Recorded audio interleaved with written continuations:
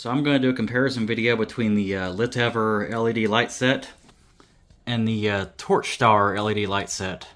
So without further ado, let's get started. So both light strips give you about the same amount of light. I think it's 5000K, so yeah, you're pretty much good to go, whichever you choose here. I will say the Torchstar does appear to be a little longer, so take that as you will. Litever does give you more options to mount your lights. It comes with these mounting clips. It's adhesive tape, these little adhesive strips here.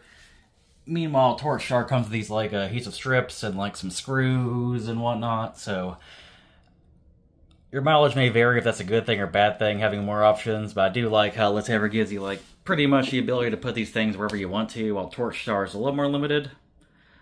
Another comparison here is the sensor. This sensor with the Litever is very tiny, which is cool, and the plug-in is tiny as well.